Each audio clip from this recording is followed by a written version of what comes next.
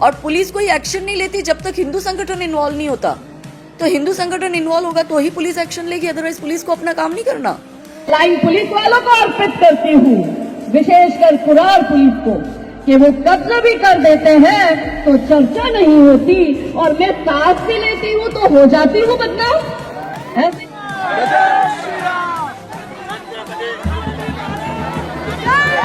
केंद्र में हिंदुत्ववादी सरकार है, ऐसा कहते। राज्य में, महाराष्ट्र राज्य में, या जैसे मैं गुजरात से आई तो वहाँ पे भी हिंदुत्ववादी सरकार है। बहुत अच्छे से जानती है, हिंदुत्ववादी सरकार जो है वो अच्छे से जानती है कि उनका वोट बैंक हिंदू ही है।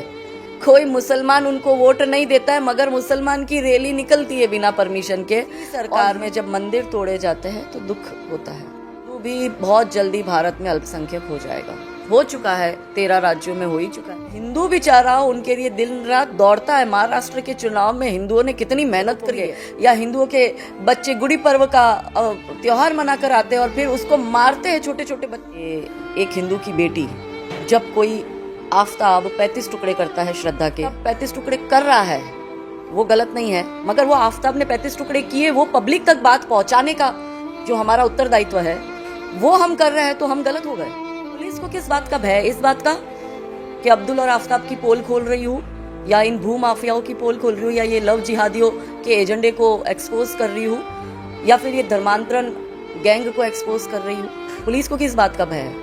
भूमि भारत का हर प्रांत भी मैं हूँ, शक्ति भक्ति न थकती क्रांति भी मैं हूँ, तूफान हूँ और तूफान से पहले की शांति भी मैं हूँ, कि इस धरती का मैं केंद्र बिंदु हूँ। प्रणाम, मैं हिंदू हूँ। यह हिंदुओं का परिचय। आज हमारे साथ बात करने के लिए हिंदू शेरनी के नाम पर प्रसिद्ध काजल हिंदुस्तानी हैं। मैम बहुत बहुत स्वागत है आपका। राम राम, धन्यवाद। कहते हैं कि कई सारे कल देखा गया कि लगातार पुलिस ने आपको रोकने की कोशिश की और उसके बावजूद भी आप मंच पर आकर के आपने दहाड़ा। वो अपना काम कर रही थी, उसकी ड्यूटी थी, होगी उनकी कुछ मजबूरियाँ। मुझे दुख इस बात का है कि हम तो कोई आतंकवादी तो है नहीं, ना ही हम कोई सिम्मी की तरह और पॉपुलर फ्रंट ऑफ इंडिया की तरह आतंकवादी संगठन चला रहे हैं, ना ही हम वक्फ बोर्ड की तरह भू माफिया बने बैठे। हम एक साधारण सामाजिक कार्यकर्ता है, फिर क्यों रोका जा रहा है, वो एक बहुत बड़ा प्रश्न है।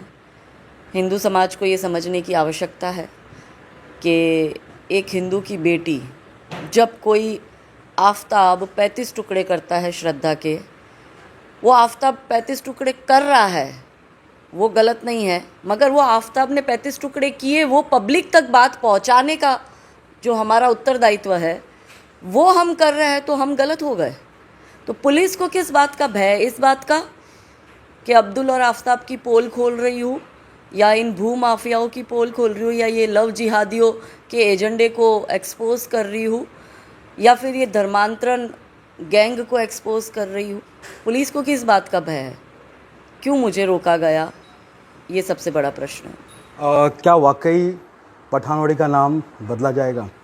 बदल चुका है। कल आपने देखा नहीं, हमने छत्रपति शिवाजी महाराज नगर रखा है। ना तो ये देश पठानों का कभी रहा है, ना ही कभी होगा। कहने के लिए कहते हैं पठान अफ़गानी है, अफ़गानिस्तान, लेकिन अफ़गानिस्तान भी आप देखिए भारत का ही हिस्सा था, और बाद में धीरे धीरे इस्लामिक आक्रमणकारी आए और उसके बाद अफ़गानिस्तान अलग हुआ। तो आज इन्होंने अफ़गानिस्तान पे कब्ज़ा करा है पठानों ने।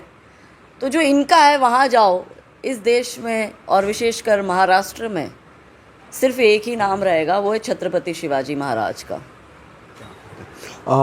वडाला में कल के दिन में एक हिंसा हुई, और इससे पहले पठानवाड़ी हिंसा, और कई सारे हिंसा लगातार होते जा रहे हैं। ऐसे में इन सभी हिंसा को आप किस नज़रिए से देखते हैं?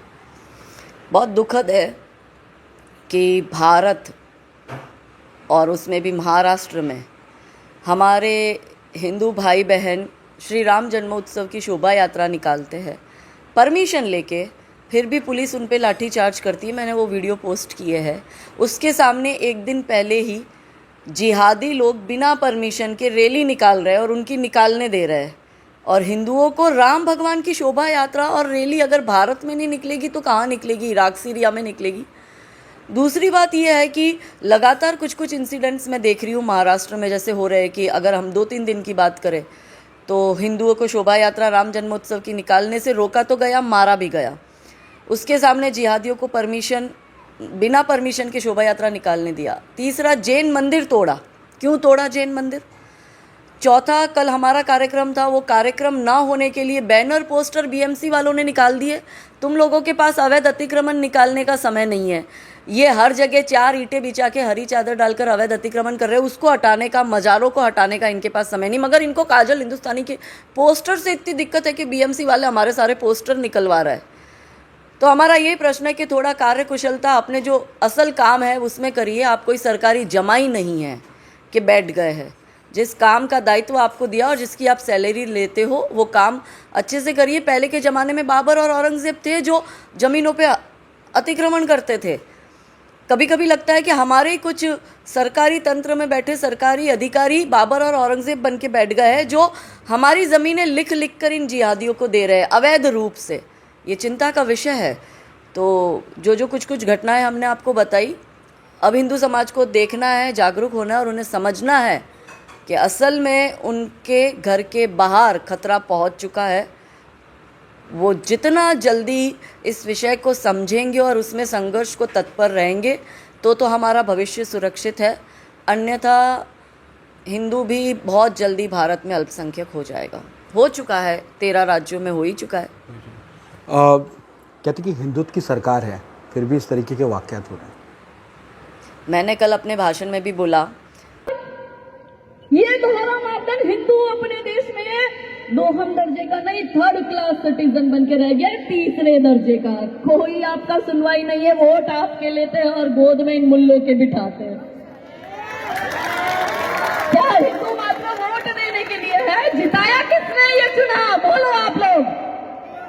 क्या कोई अब्दुल आफ्ताब ने वोट दिया था? जिताया हिंदुओं ने ये चुनाव। हिंदू ने चुनाव जिताया और अब हिंदू पर लाठी चार्ज करते हो कि केंद्र में हिंदुत्ववादी सरकार है, ऐसा कहते हैं। राज्य में, महाराष्ट्र राज्य में, या जैसे मैं गुजरात से आई तो वहाँ पे भी हिंदुत्ववादी सरकार है, ऐसा कहते हैं। और उसी सरकार में जब मंदिर तोड़े जाते हैं तो दुख होता है। ये भाजपा भी बहुत अच्छे से जानती है, हिंदुत्ववादी सरकार जो है वो अच्छे से जानती है कि उनका वोट बैंक हिंदू ही है। कोई मुसलमान उनको वोट नहीं देता है, मगर मुसलमान की रैली निकलती है बिना परमिशन के और हिंदू बेचारा उनके लिए दिन रात दौड़ता है। महाराष्ट्र के चुनाव में हिंदुओं ने कितनी मेहनत करी है। लोकसभा का नतीजा आने के बाद में हिल गए थे अच्छे अच्छे लोग और उसके बाद हिंदू संगठन मैदान में उतरा, मेहनत करी हमारे कार्यकर्ताओं ने और हिंदू समाज संगठित होके एक होके वोट दिया।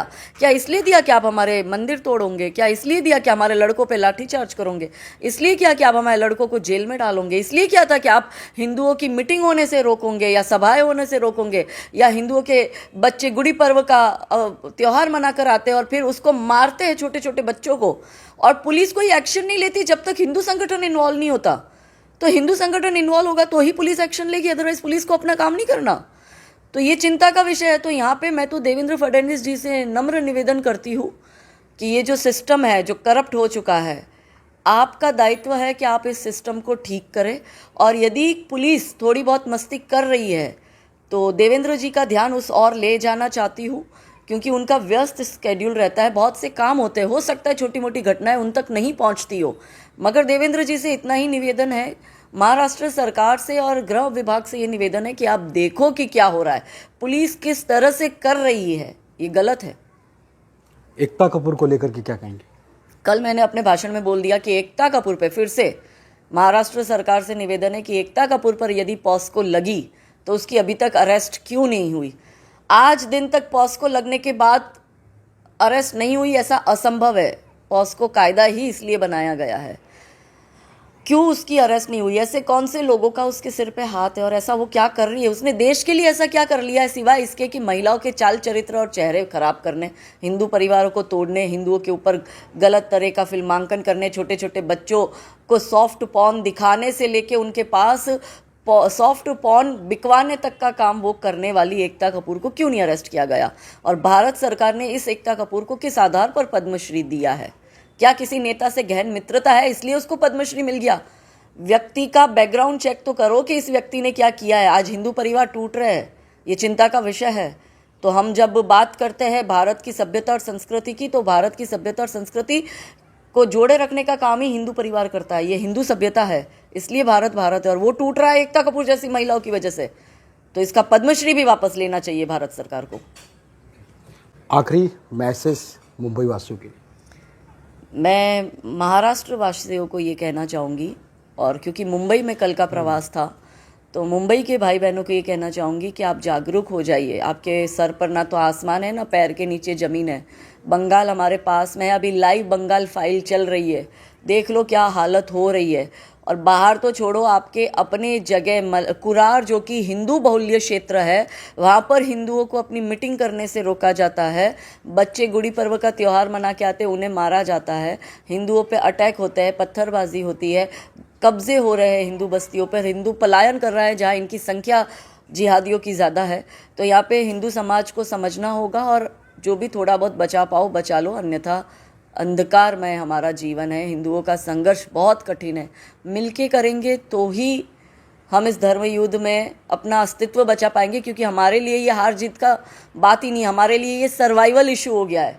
हम सर्वाइव कर रहे हैं, तो उसके लिए सबको जागरूक होकर संगठित होकर काम करना पड़ेगा, और हिंदू संगठन से जुड़ के काम करना पड़ेगा। सॉरी, मैंने एक लास्ट क्वेश्चन ले लिया। एक और क्वेश्चन है कि बंगाल में जिस तरीके से 6 महीने की बच्ची को आके हवाले किया गया, ऐसे में कई लोग राष्ट्रपति शासन लागू करने की मांग कर रहे हैं, आप क्या कहें? होना ही चाहिए। अगर इसकी जगह कांग्रेस होती तो हो गया होता। आप देखो, कांग्रेस ने अपने कार्यकाल में पूर्ण बहुमत मिला हो या ना मिला हो, हर एक गलत काम किए। चाहे प्लेसेस ऑफ वर्शिप एक्ट हो या फिर वक्फ बोर्ड एक्ट हो, उसको और मजबूत करने की बात हो, मुस्लिम्स के लिए अलग अलग योजनाएं बनाने की या मुस्लिम्स को बेनिफिट देने की, उन्होंने हर एक काम किया है। उन्होंने जहाँ जहाँ हिंदू संस्कृति और सभ्यता को ख़त्म करना है, वहाँ हर चेष्टा की है। धारा 370 से लेके आप यू नेम इट, सब कुछ हो रखा है। लेकिन उसके सामने जब ये देश और हिंदुओं की आखिरी उम्मीद, कहते हैं कि केंद्र सरकार जो है वो हिंदुओं की आखिरी उम्मीद है, अब हिंदुओं ने एकजुट होकर उनको वोट इसलिए दिया है कि वो हमारे अस्तित्व को बचाए। हम खत्म हो रहे हैं, हमारा अस्तित्व खतरे में है। तो वोट जिस काम के लिए दिया है, कम से कम वो काम करो, और जहाँ ज़रूरत है वहाँ पे आप राष्ट्रपति शासन लगाओ, या जो भी लॉ एंड ऑर्डर इनका विषय है उनको देखना चाहिए। हिंदुओं को मरने के लिए छोड़ दिया, ये बहुत गलत है। क्या ये थे हमारे साथ काजल हिंदुस्तानी, जिन्होंने बड़ी बेबाकी से हमारे सवालों के जवाबों को रखा। नमस्कार, बने रहिए हमारे साथ, इसी तरीके से हम लगातार 2 पर आपको दिखाते रहेंगे।